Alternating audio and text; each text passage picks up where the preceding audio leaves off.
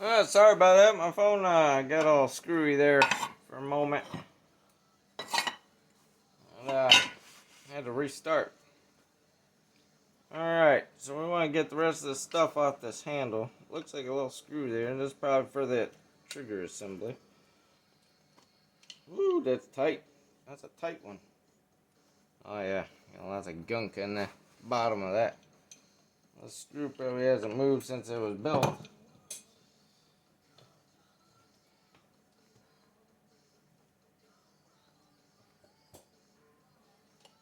Holy moly, they don't want to move.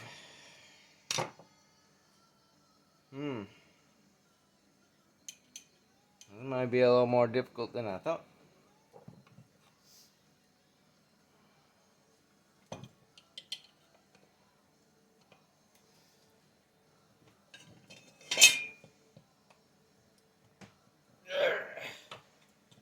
Holy moly.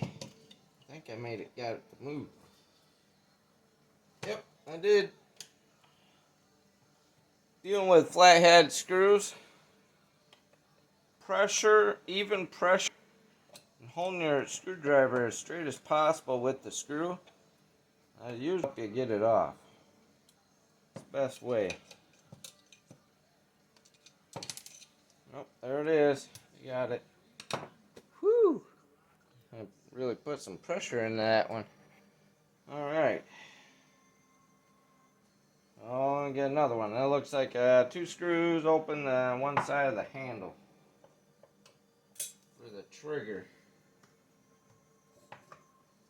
Okay, that one wasn't so bad. Still a little tight. I got it.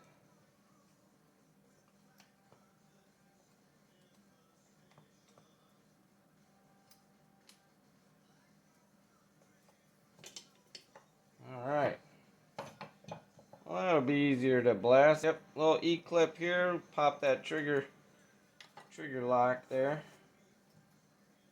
Trigger should just slide right up. Well, that's not too bad, huh? Let's try something new. Let's get you over here. Whee! There we go. Let's get you on this side. Let's try this. Try a different angle this time. That way you can see a little better, huh? There we go. Alright. So, let's see. I'm going to put these 2 screws in the bag that I got marked for the handle.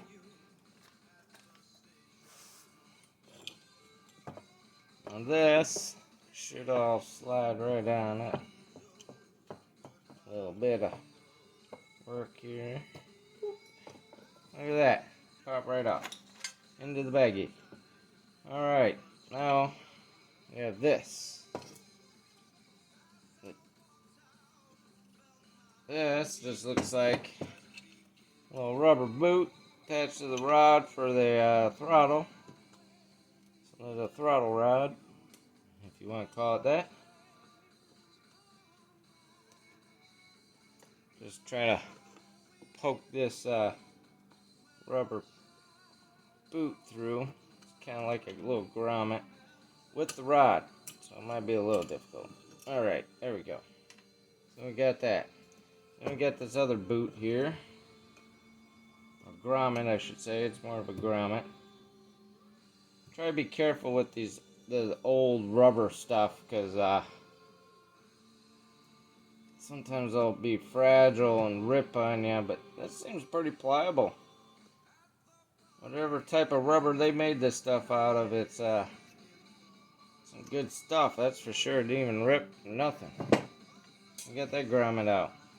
Okay, next up, I see, hey, I did find the throttle adjustment. Instead of the screw being on the carb, it's actually right here. And this, you screw it from back here, and that pushes the rod, because it sits in here. So this part, when it comes back, when the throttle comes back, the trigger, so that this part of the rod here rests on that little screw. Kind of different. I didn't know it was there. So I'm gonna go ahead and screw it all the way in, all the way through. And it'll come out the other side. I might have to get a smaller screwdriver. I don't think it'll fit. Nope. Well, it's still a screw by hand. So there, that's the throttle adjustment, which I didn't find before. I actually put a screw in to the where the carb is. Okay, let's see. We can get a wrench here. Whoop. I'm guessing right here. Yep, that's a 5/16 wrench. So we gotta get this little brass fitting on there. That was for the oil pump. Put it in a difficult spot. And I am going the wrong way with it. Get my directions all mixed up.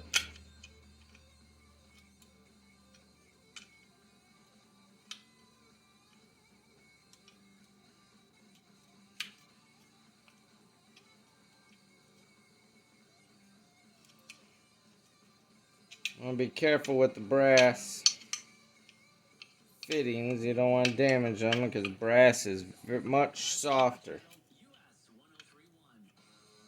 Just as fragile as aluminum. I think it's a little softer than aluminum. Alright, so it's got a little bit of borrowed oil in there still. Okay, and then we have another fitting here. An angle fitting. A 90-degree fitting that went for another brass tube for the bar oil as well.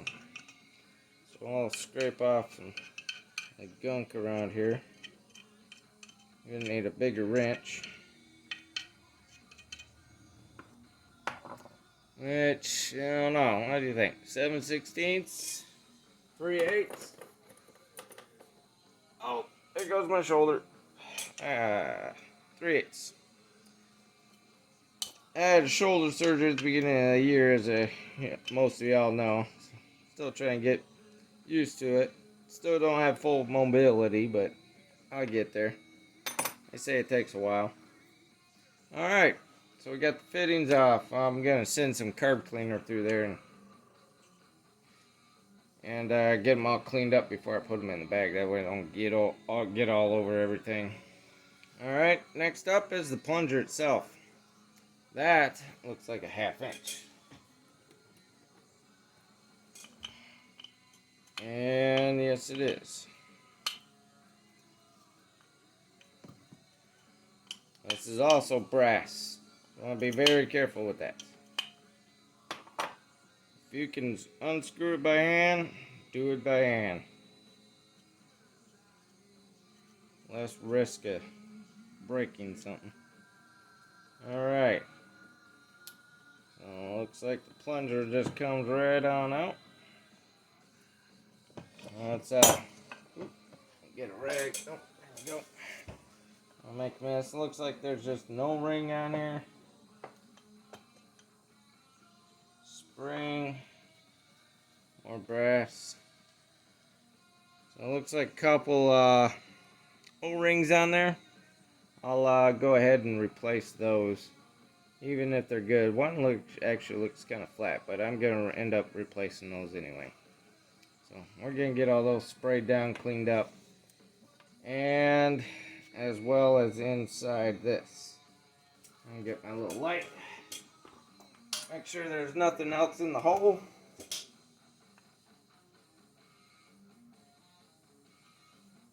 Hard to tell. I'm going to have to send some cleaner down there. It don't look like there's... Actually, there does look like something down there.